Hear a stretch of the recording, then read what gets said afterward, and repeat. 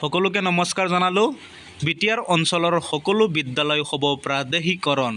BTR প্ৰধান প্ৰমোদ বড়োৱে খন্তেক সময় পূৰ্বে ঘোষণা কৰিছে যে বিটিআৰ অঞ্চলৰ সকলো মাধ্যমৰ বিদ্যালয় হ'ব প্ৰাদেশিকৰণ, অসমীয়া মাধ্যমৰ বিদ্যালয়ো হ'ব প্ৰাদেশিকৰণ আৰু বিটিআৰ অঞ্চলৰ বাহিৰত যিসমূহ বড়ো মাধ্যমৰ বিদ্যালয় আছে সেই বিদ্যালয়সমূহ প্ৰাদেশিকৰণ কৰা হ'ব।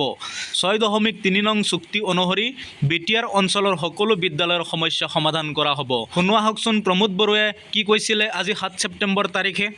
চুক্তিখনত এটা লিখা আছিলে 6.3 ক্লজত বিটিআৰৰ কাৰণে বড়ো মিডিয়াম, অসমীয়া মিডিয়াম, ভেঞ্চাৰ স্কুলবিলাক নিড বেছ য'ত একদম অত্যন্ত প্ৰয়োজন আছে এইটো প্ৰভিঞ্চিয়েলাইজ হ'ব লাগে আৰু বিটিআৰৰ বাহিৰত বড়ো মিডিয়ামৰ স্কুলটো প্ৰভিঞ্চিয়েলাইজ হ'ব লাগে। দুটা কথা আছিল। চ' এই কথাটো লৈ পেলাই অসমৰ এটা কমপ্লিকেটেড চিটুৱেশ্যনত মুখ্যমন্ত্ৰী ডাঙৰীয়াই প্ৰথম আমাক ক'লে যে 10খন কলেজ প্ৰভিঞ্চিয়েলাইজ কৰাব লাগে আৰু এইটো কাউন্সিলে কৰিব লাগে। আমি অসম চৰকাৰে ইয়াৰ কাৰণে টকা পইচা যি ফাণ্ড লাগে আমি দিম। চ' সেই প্ৰক্ৰিয়াটো আগবাঢ়ি আছে। ৰিচেণ্টলি আকৌ একৰ্ডৰ যিটো আলোচনা হ'ল তাত মুখ্যমন্ত্ৰী ডাঙৰীয়াই কৈছে কিছুমান হায়াৰ ছেকেণ্ডাৰী স্কুল আৰু কিছুমান হাই স্কুল প্ৰভিঞ্চিয়েলাইজ কৰিব লাগে। অলৰেডি চৰকাৰে বহুত স্কুল আপগ্ৰেড কৰি আছে, ছায়েন্স ইন্ট্ৰডিউচ কৰি আছে, বিভিন্ন কাম চৰকাৰীভাৱে কৰি আছে।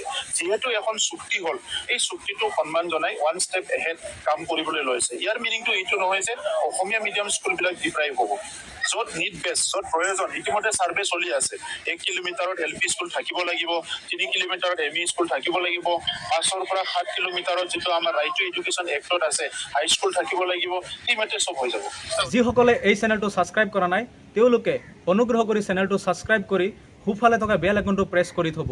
শিক্ষা বিভাগৰ যিকোনো গুৰুত্বপূৰ্ণ খবৰসমূহৰ লগতে অপ্ৰাদেশিকৃত বিদ্যালয়সমূহত কৰ্মৰত শিক্ষক কৰ্মচাৰী, টিউটৰ শিক্ষক, টেট উত্তীৰ্ণ শিক্ষক সমাজ, ঠিকাভিত্তিক টেট উত্তীৰ্ণ শিক্ষক, ষ্টেট পুল শিক্ষক, অংগনবাদী কৰ্মী সহায়িকাসকলৰ গুৰুত্বপূৰ্ণ খবৰসমূহ মই প্ৰতিদিনে দি থাকিব চেষ্টা কৰিম। ধন্যবাদ।